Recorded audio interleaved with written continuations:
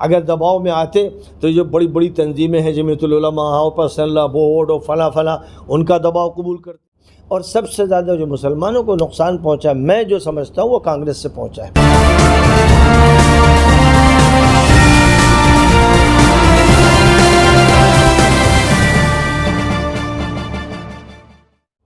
روزنامہ خبریں میں آپ کا خیر مقدم ہے. میں ہوں قاسم سید.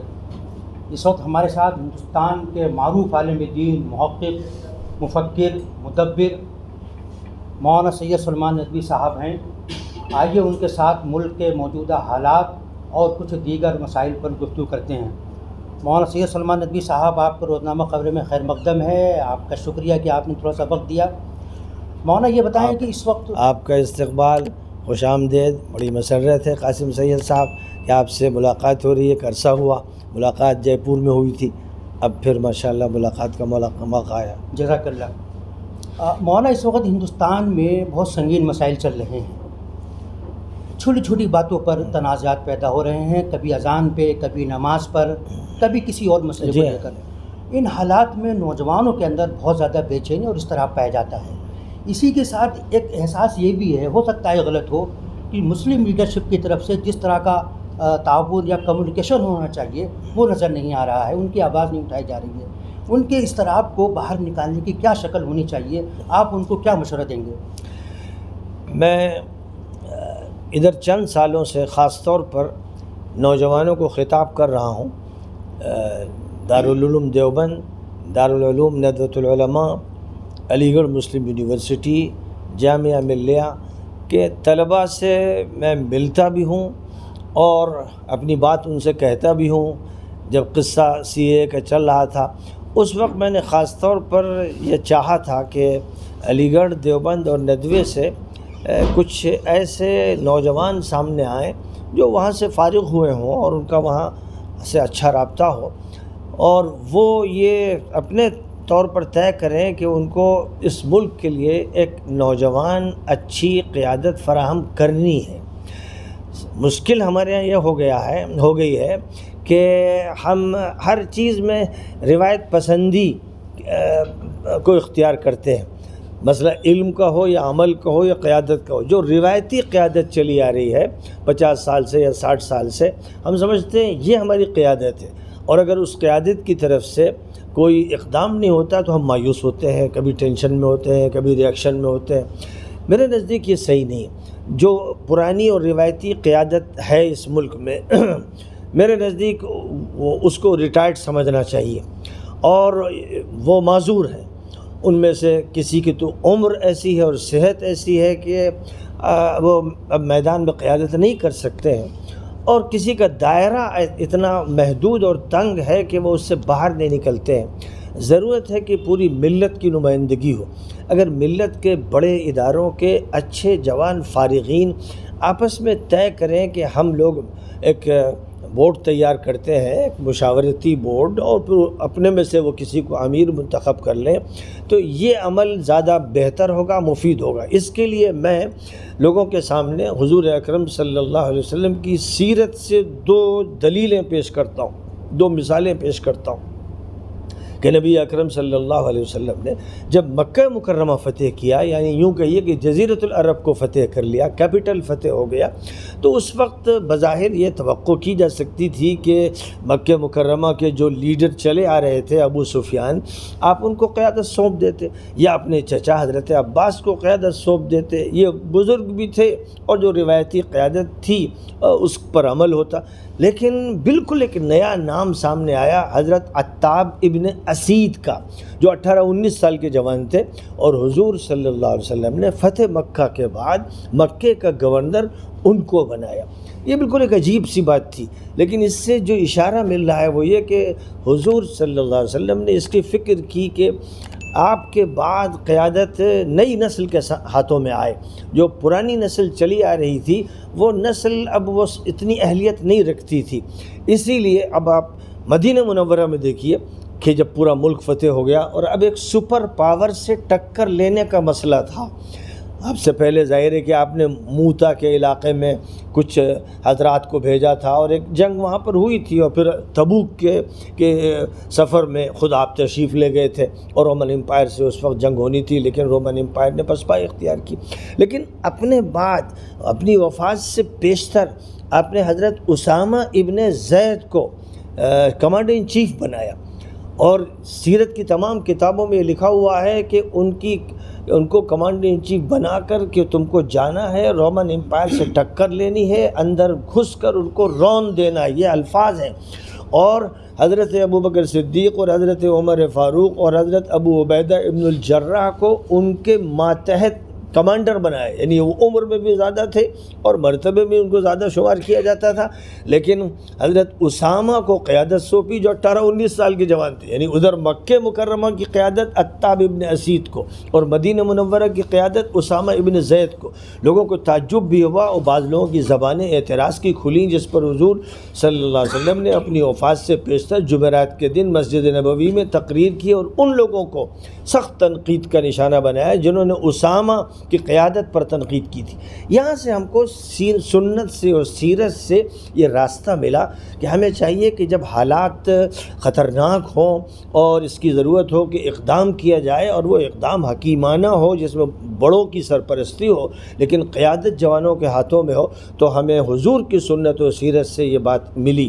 آج بھی ہم یہ چاہتے ہیں کہ ہندوستان میں جوانوں کی قیادت کو سامنے لایا جائے، جو اسامہ کے نمائندے ہوں، عتاب ابن اسید کے نمائندہ ہوں، اور حضور کا جو اس وقت ارادہ تھا کہ جوانوں کو قیادت سونپنی ہے وہ عملاً وجود میں آئے، اور جو ہمارے بڑے ہیں، بزرگ ہیں، بڑی بڑی تنظیموں کے ذمہ دار ہیں، وہ سرپرستی فرمائیں، ان کا رول مثبت ہو، ان کی طرف سے کوئی ایسا عمل نہیں ہونا چاہیے کہ جیسے ان کی قیادت چھینی جا رہی ہے، ان کی چودراہٹ جا رہی ہے، یہ عمل درست نہیں ہے۔ یہ میرا مشورہ ہے، میری رائے ہے، اصرار ہے، ضرورت اسی کی ہے۔ اور اگر وہ یہ سوچیں گے کہ ہمارے بڑے نہیں کرتے اور پھر وہ نالا ہوں گے اور تنقید کریں گے اور مایوس ہوں گے، تو نتیجہ اس کا یہ ہوگا کہ وہ بے ہمت ہو کر بیٹھ رہیں گے۔ تو یہ علماء کی موجودہ قیادت سے کیا آپ مطمئن ہیں یا ان کے رویے سے مطمئن ہیں؟ دیکھیے، مسئلہ علماء کی قیادت نہیں ہے۔ ابھی جب میں نے کہا کہ دیوبند، ندوہ، علی گڑھ، ملیہ، یہاں سے مشترک قیادت ہوگی، اس میں علماء بھی ہوں گے اور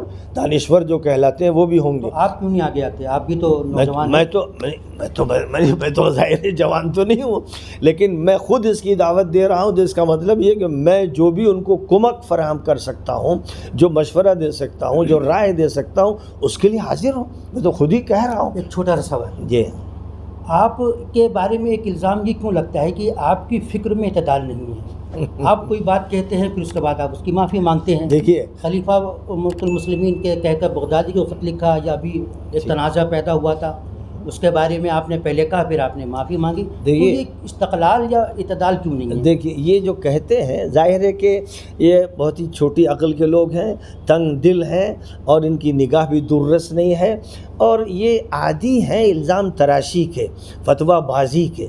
میں ان کے خلاف چونکہ سخت موقف اختیار کرتا ہوں کہ یہ جو طریقہ ہے فتویٰ دے دینا، الزام لگا دینا، یہ عمل سے کوسوں دور ہے۔ ہمارے ہاں جو تاریخ ہے، صحابہ ہوں، تابعین ہوں، تبع تابعین ہوں، سب کی رائے بدلتی رہی، غور و فکر ہوتا رہا، اور غور و فکر کے نتیجے میں کوئی بات سامنے آئی تو پچھلی رائے کو انہوں نے ترک کیا۔ یہ امام ابو حنیفہ نے کیا، یہ امام ابو یوسف نے کیا۔ امام شافعی کا تو جو مسلک ہے، آدھا ایسا ہے کہ جو پہلی رائے ہے اور آدھا ایسا جو بعد کی رائے ہے، یعنی سینکڑوں مسائل میں۔ تو یہ تو اچھی بات ہوتی ہے کہ آدمی جمود اختیار نہ کرے۔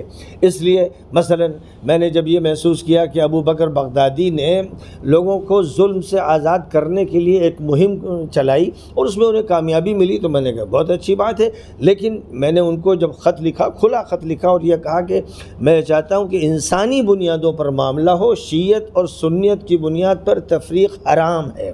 میں نے ان سے کہا کہ ہندوستان کے ساتھ اچھے تعلقات قائم، میں نے کہا کہ جو ہندوستان کی نرسیں پھنسی ہوئی ہیں ان کو صحیح طریقے پر واپس کیا جائے۔